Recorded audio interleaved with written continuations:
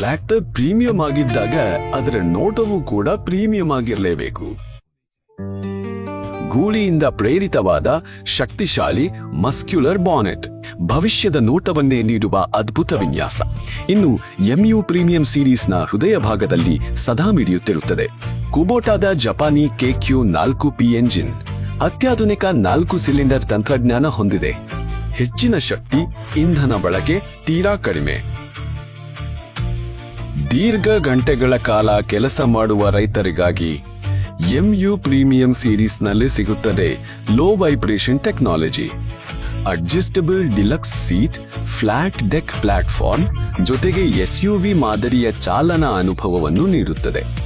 Mu premium ಸೀರೀಸ್ನ 12+4 ಸಿಂಕ್ರೋ gear transmission ನೀಡುತ್ತದೆ.